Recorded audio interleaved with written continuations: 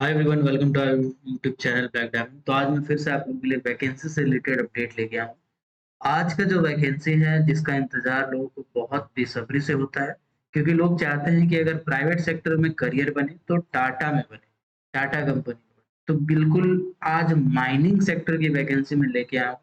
Tata steel के अंदर, Tata steel में जो वैकेंसीज होती है वो जनरली परमानेंट वैकेंसी होती है। ये जो वैकेंसी में लेके आया हूँ ये भी परमानेंट वैकेंसी है। माइनिंग वाले भी भर सकते हैं और सर्वे वाले भी भर सकते हैं। इस वीडियो को लास्ट तक जरूर देखिएगा, चैनल को सब्सक्राइब कर दीजिएगा और चैनल पर नए हैं तो वीडियो को लाइक जरूर कीजिएगा जब भी वीडियो पे आते हैं तो। अगर आप नए हैं तो जरूर सब्सक्राइब कीजिएगा। चलिए आते हैं डायरेक्टली वीडियो के ऊपर। तो वीडियो स्टार्ट करने से पहले मैं आपको बता दूं कि अगर आप माइनिंग सरदार या ओवरमैन की क्लासेस करना चाहते हैं तो ऑलरेडी फाउंडेशन बैच चल रहा है। साथ ही साथ अगर सेकंड क्लास कोल का प्रिपरेशन कर रहे हैं उसके लिए भी आपका ऑलरेडी बैच चल रहा है, तो आप ज्वाइन कर सकते हैं। आपका उसमें टेक्निकल नॉन टेक्निकल पोर्शन दोनों कवर हो जाएगा। डीजीएमएस एग्जाम हो, एनटीपीसी का एग्जाम हो, कोल इंडिया का एग्जाम हो, सब कुछ कवर हो जाएगा। उसमें recorded video lecture, live lecture, CMR, circular, act, rule, regulation, CAR, catch rule, pithead bath rule, EMT का तीनों वॉल्यूम, साथ ही कुछ एक्स्ट्रा टॉपिक होते हैं वो सब आपको पढ़ाया जाएगा। एमसीक्यू भी सॉल्व कराया जाएगा। चलिए, अगर आप ज्वाइन करना चाहते हैं तो इस व्हाट्सएप नंबर पे मैसेज कीजिएगा, कॉल मत कीजिएगा, और व्हाट्सएप पे मैसेज कीजिएगा 6200 670 155। ये मेरा व्हाट्सएप नंबर है, इस पर मैसेज कीजिएगा, कॉल मत कीजिएगा, थोड़ा बिजी रहते हैं। चलिए आते हैं डायरेक्टली टाटा स्टील के वैकेंसी के ऊपर। तो टाटा स्टील के वैकेंसी अब देखने के लिए सबसे पहले कोई ब्राउजर ओपन करेंगे। यहाँ पे मैं क्राउन ब्राउजर ओपन किया हुआ हूँ। यहाँ पे आपको लिखना है Tata Steel career. Tata Steel career लिख के आपको सर्च करना है। जो पहला नंबर पे आएगा carriers job vacancies for fresh air and laterals Tata steel, इसमें आपको क्लिक करना है। क्लिक करने के बाद आपका ऑफिशियल वेबसाइट जो है वो ओपन हो जाएगा। ऑफिशियल वेबसाइट में पूरा डिस्क्रिप्शन दिया गया है कि फ्रॉड से बच के रहें, फ्रॉडों से बचें, जॉब वैकेंसीज को लेके। तो बेसिकली टाटा के नाम पे बहुत सारा फ्रॉड होता है, तो इधर उधर आपको दिमाग नहीं लगाना है।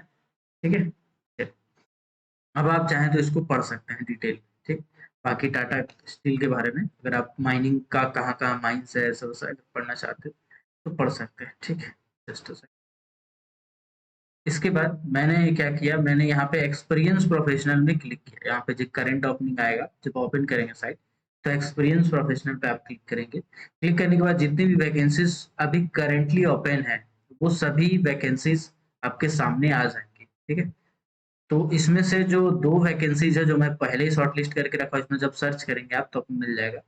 जो पहला वैकेंसी है वो है असिस्टेंट मैनेजर माइनिंग का। ये टोटल 2 सीट है। और टाटा में अप्लाई करने से पहले मैं कुछ सजेशंस दूँगा, उसको भी ध्यान से सुन लीजिएगा, ठीक है? चलिए मैं बताता हूँ। सबसे पहले तो असिस्टेंट माइनिंग मैनेजर का वैकेंसी निकला हुआ है जिसका 2 ओपनिंग, टोटल 2 सीट है। वेस्ट बोकारो आपका लोकेशन पड़ने वाला है, यानी बोकारो में आपका जॉब लगेगा। 2 से 5 साल का आपका एक्सपीरियंस होना चाहिए, ठीक है? इसके बाद बाकी यहाँ पे जो आपका रोल डिस्क्रिप्शन है, अप्लाई करने से पहले मेरा सुझाव है कि इसको एक बार अच्छे से पढ़ लीजिएगा।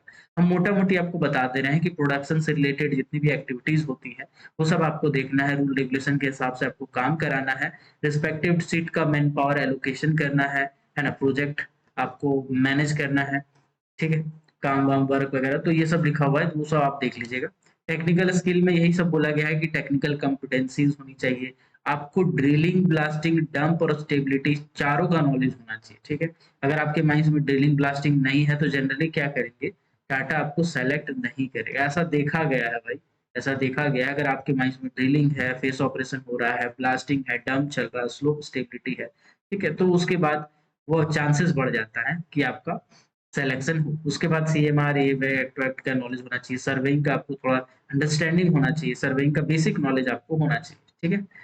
इसके बाद आपको बोला गया है कि टाटा स्टील लिमिटेड में आपको वर्किंग नॉलेज में इम्प्रूवमेंट, और एमएस ऑफिस का नॉलेज होना चाहिए। एमएस ऑफिस ये जो लिखा हुआ है इसको इग्नोर मत कीजिएगा, क्योंकि ऐसा होगा कि जब आप रिज्यूम में अपलोड कीजिएगा ना तो रिज्यूमे जब बनाइएगा तो इस बेसिस पे बनाइएगा। इसके लिए आपको अलग से रिज्यूम बनाना पड़ेगा जिसमें आपको अपना स्किल्स ऐड करना पड़ेगा कि मुझे माइक्रोसॉफ्ट ऑफिस का नॉलेज है, मैं drilling, blasting, dump stability in चीज़ों का अच्छे से जानकारी रखता हूँ। तो रोल और डिस्क्रिप्शन में अपना शॉर्ट में ये सभी चीज़ों को इंक्लूड करना पड़ेगा, ताकि देखने में उनको पता चल जाए कि जिस बंदे का मैं तलाश कर रहा हूँ भाई साहब ये बंदा यही है।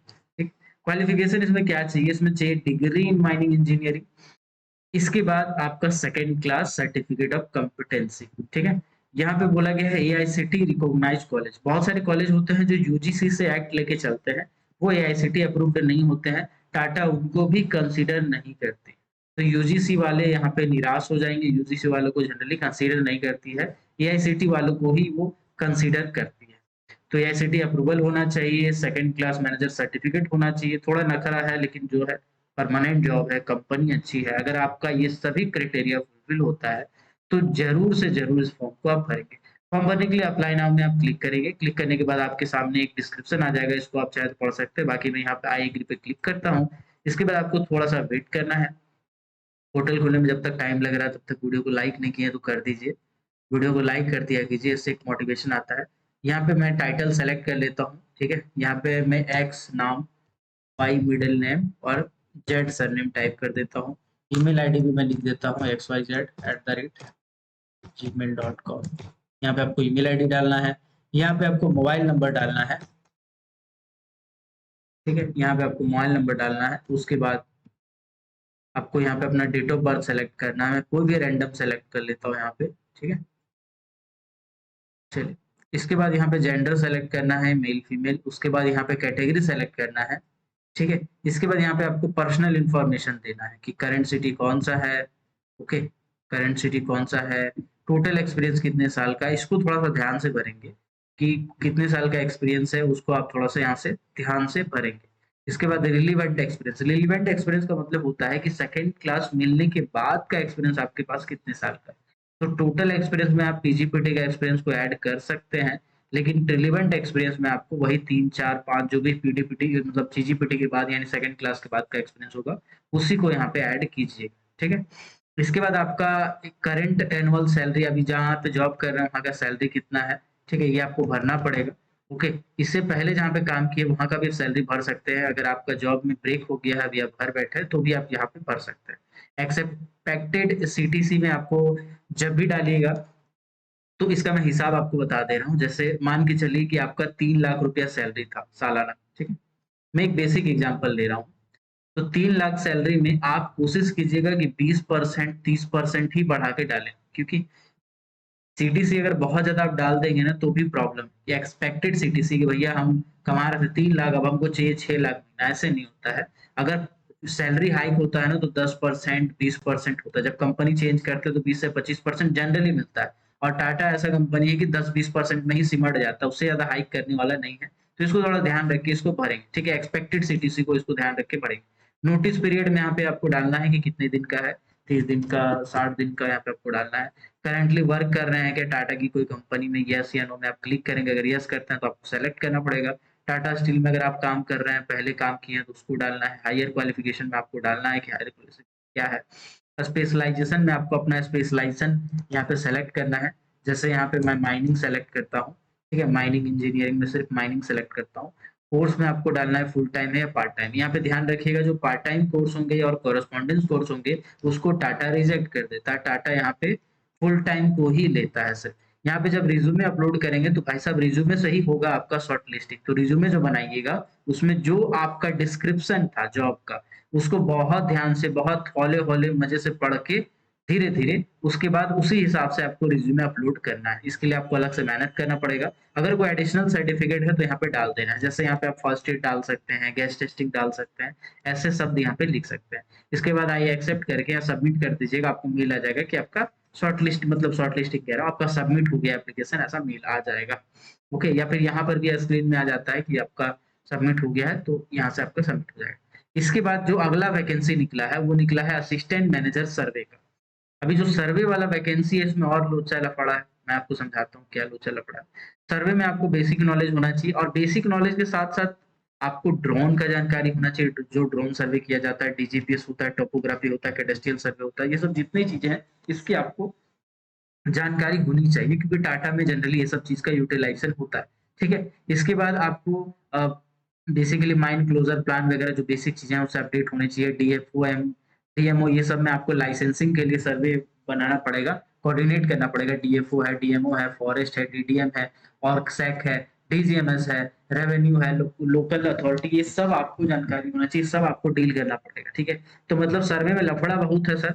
सर्वे वाला जॉब जो है टाटा का थोड़ा लफड़ा वाला जॉब है, लेकिन सैलरी बहुत अच्छा है सर्वे का। सर्वे में आपका सैलरी थोड़ा अच्छा रहने वाला है।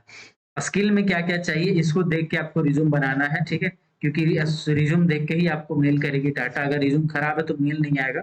बहुत कम बच्चों को मेल आता है। अगर 100 बच्चे अप्लाई करते हैं तो 100 में से मात्र 10 बच्चों को वो मेल करती है। तो इस चीज़ का आपको ध्यान रखना है, ठीक है? इसमें बोला गया है गुड एक्सपीरियंस होना चाहिए, हैंडलिंग टोटल स्टेशन में आप काम किए हों, ऑटो लेवल पे काम किए हों, डीजीपीएस में काम किए हों, ऑटोकैड का आपको जानकारी होना चाहिए, केएमएल का जानकारी होना चाहिए, आर्कजीआईएस सॉफ्टवेयर का जानकारी होना चाहिए, ठीक है? इसके बाद 5 साल का टोटल एक्सपीरियंस होना चाहिए सर्वे के फील्ड में। सर्वे में आपको 5 साल का टोटल एक्सपीरियंस होना चाहिए। Mind and topography survey total station DGPS से कैसे करते हैं इसके बारे में आपको पता होना चाहिए। ऑटोकैड वगैरह में काम आपको आना चाहिए। तो बार-बार ऑटोकैड लिखा है तो ये सब अगर आपको पता है, आप जान रहे हैं तो ज़रूर अप्लाई कीजिएगा। आपका सिलेक्शन बहुत ज़्यादा चांसेस है कि हो जाए। एरिया में आपका marking, layout marking construction sites के लिए, है ना? रिव्यू प्लान जो लेआउट करते हैं, ये सब आपको करना पड़ेगा। केआईपीस का आपको केपीआईज़ का नॉलेज होना चाहिए।